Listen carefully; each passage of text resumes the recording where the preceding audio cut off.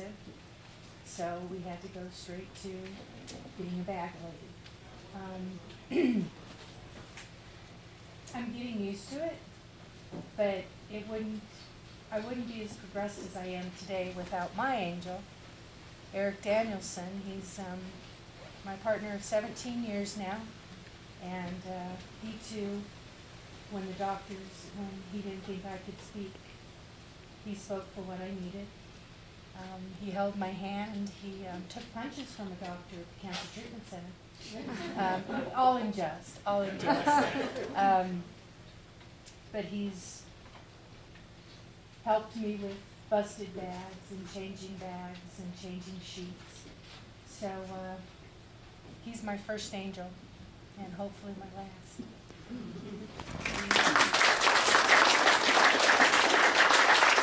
We celebrated her birthday in the hospital. I have a bag. I'm very happy that I have a bag because as I look back, we've spent a lot of great years since I had my operation. Without it, the doctor told me I wouldn't be here. I grew up not crying. I was one of those families that you didn't really show emotion. My family didn't show emotion. Man, after my operation, I cried like a baby. I mean, for a long time, and it was Lois that helped me put my bags on because I was just too upset to put it on myself, and she trained me because unfortunately, when you get out of the hospital, you forget everything they told you. You forget what the nurse told you. Do this or do that. And when the home health care nurse came to our house and she looked at her chart, she said, "Oh, you have urostomy. What's a urostomy?" I said, "You're not much help. Go home." So my wife certainly was my caregiver and is. We've been married for 52 years. So my angel is Lois.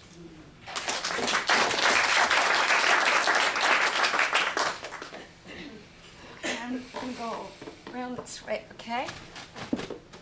By the way, folks, this is Karen. You all met on the way in. That we wanted to thank you for coming here every year of the picnic and for being our greeter. So,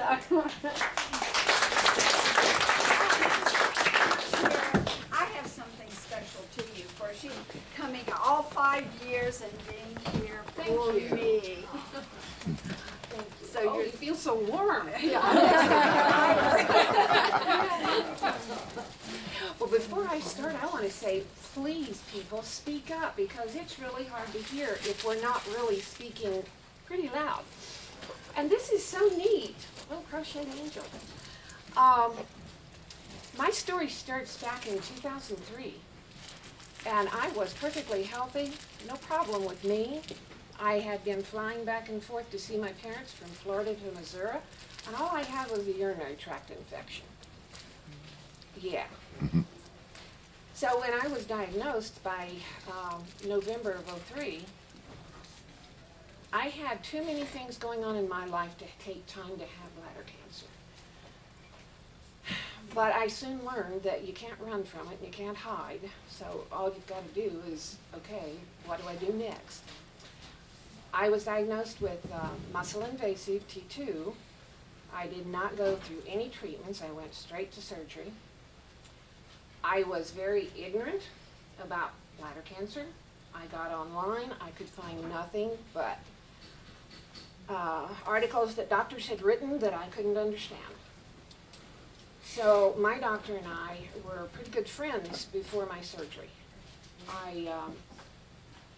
I was able to call him, ask him every question that came out.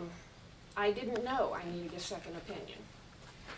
He told me that he had trained in Chicago and he could do all 3 diversions, and I didn't know what the diversions were.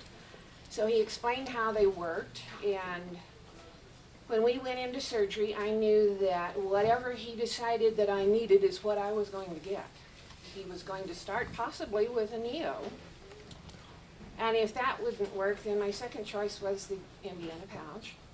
And if that didn't work, then I knew I would come home with an ileal conduit.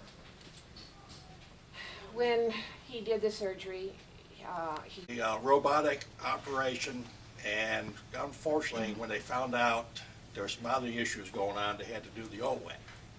And also found out prostate, it was involved. So anyhow, that's pretty much for me right now, but I do have a special caregiver, and you probably heard this name before, but her name is Connie Francis. Yeah. So actually it's Connie Francis Campbell, Jackson, you know. Connie has been with me, this back up, we just got married about 3-4 years ago. Unfortunately, my first marriage didn't work out, and I've lucked out to have a real special caregiver. And she's been a trip because for changing my bag and so forth, I couldn't do without her. I tried it a couple times, and it's kind of hard a little bit when you're in the mirror trying to get everything set up and everything. With her, it's been a real pleasure, and I have a lot of faith, and I'm always worried about her when she's not around, you know. So anyhow, make a long story. Here's my love, wife and caregiver, Connie.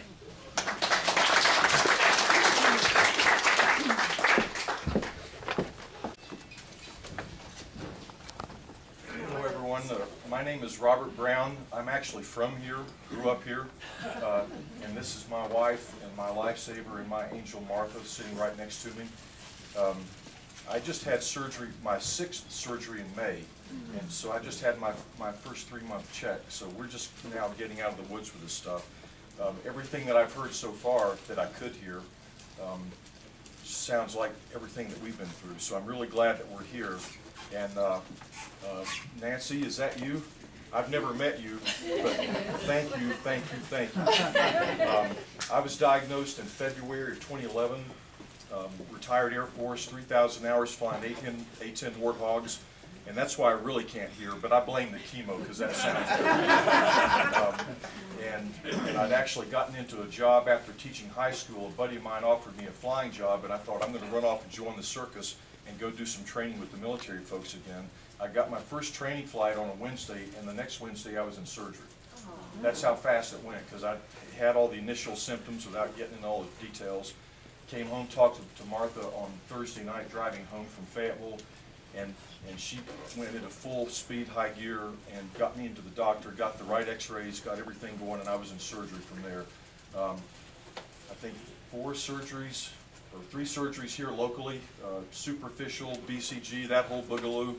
Then because it was getting beyond that, we went to Wake Forest Baptist Health down in Winston-Salem. The last one that they did down there last November, the urologist, who was one of their head swamis down there, looked me in the eye and said, "I've never seen this one before." And that's not what you want to hear. Martha never took no for an answer. In that conversation, he was starting to talk about palliative care, and I'm a dumb fighter pilot, so that one went right over my head. And she basically said, "I reject that." So hours and hours on the internet, hours and hours of phone calls, kind of cross-queuing and sifting through the data led us to Sloan Kettering, and they were absolutely remarkable. I pretty much lost everything from the navel down to the fork in the road there, and I'm a bag man as well. Same stuff everybody else has said. If it hadn't been for Martha, first of all, I'd be dead about 3 different times in this process, literally, and she helped me with everything from the head game to the logistics and all that stuff.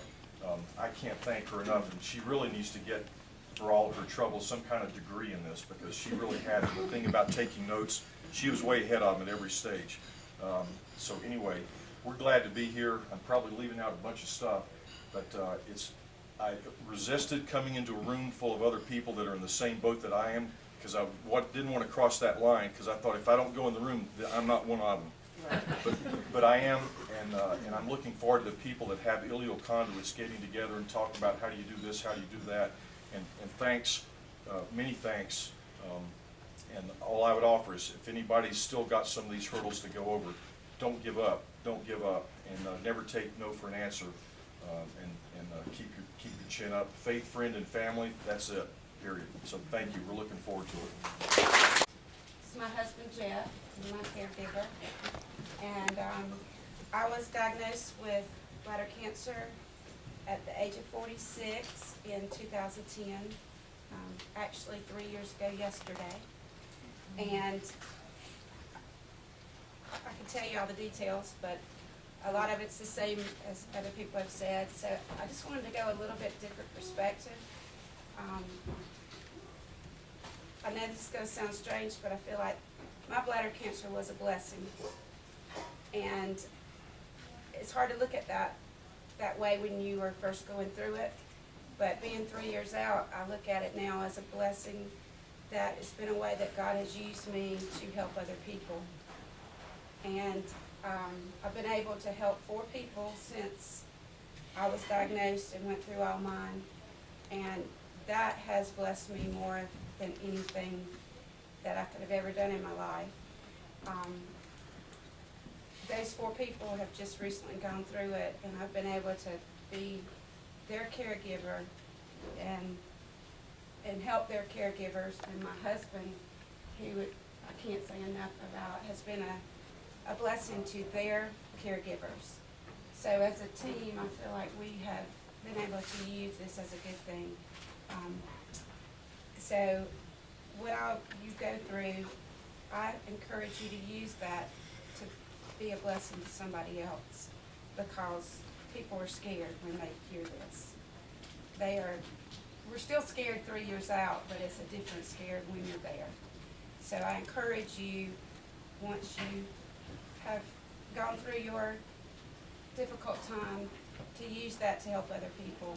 Even if you're not a person that normally would get up and talk in front of a crowd or say it to somebody, I encourage you to do that, because it does help you, and it gives you a purpose for going through what you've been through.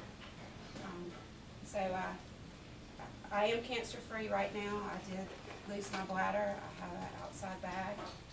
The remarkable thing at 3 years out, most people don't even know I have it, and the ones that do know have forgotten. They tell me, oh, my sister-in-law said, oh, I forgot you have it. So, you know, I encourage you, if you're just going through this, it does get better. And most people now will say, I have no idea that you went through all that. If they didn't know me, if they just didn't, you know. And I feel blessed to be here, but I feel blessed to be able to help other people. And I strongly encourage you to do that, to look farther at the good that comes from it, and rather than what you look at, because it really doesn't matter what you look like, it matters what's inside. And I wanted to give my... Can I say 2 quick things? When we first realized that removing the bladder was going to be the path we had to take, she wouldn't even discuss an outside bag. It wasn't an option. It wasn't going to happen. She said, I want to be sexy for you. And I said, I'm a guy. You can hang it on your chin and you're going to be sexy. Thank God I didn't have to do that. 2 years later, when she first came out of the surgery, she couldn't look at the stoma. And I thought, I'm going to have to do this the rest of my life. But she quickly took control. 2 years later, it's just part of life. It was the best move for us. By far. The other thing I want to say was, if you're a caregiver that's going to go through this with a loved one and you're going to go through the surgery, I firmly believe that if by the second day you're not getting dirty looks from them, you're not pushing them hard enough. Because the walking, for everybody we talk to, the walking makes a huge difference. And I'm glad it wasn't me that was going through it, because I know it was hard, but just push them. And you've been a blessing to us, and this whole group has, and we appreciate you guys. Thank you. Spared my life on many occasions, starting with 2002 when I was diagnosed with pulmonary fibrosis. Doctor said I wouldn't live 6 years, and I'm still here. But I had a low-grade carcinoma the size of a lemon removed in 2004. And my family physician recommended just a good urologist in town, and he was well known, and I took my family physician's advice and went to him, and he removed it, and that was it. but he was not the man to go to. And for my 3-month checkup, I went to somebody else that my family physician recommended. And sure enough, it came back, and when it came back, it was high-grade carcinoma. And he removed it, gave me no advice, no further treatment. And that, back in 2004, there was no group like this. And I really felt lost. And I called up everybody I could find to get some help. I felt like the world was on my shoulders and I was lost. I wish I'd had this group. But if you have a friend that is going through this, tell them to find a urologist, oncologist. Do not go to a plain old urologist. And I finally found a young urologist, oncologist, for the 3rd time it came back. And he put me on BCG treatments. And I was cancer-free then for 4 years. It came back again. But in all, it has returned 5 times. And I've had a total of 38 BCG treatments. But now I've been cancer-free for 3.5 years. And thank the Lord. Because my lungs are in such shape, my lung doctor thinks it's a miracle the fire is out in my lungs. You maybe hear that and still will make my voice. I will be brief. I feel, having talked to a number of women here, there's such a common theme. We've all been treated for a lot of urinary tract infections that we never had. And so after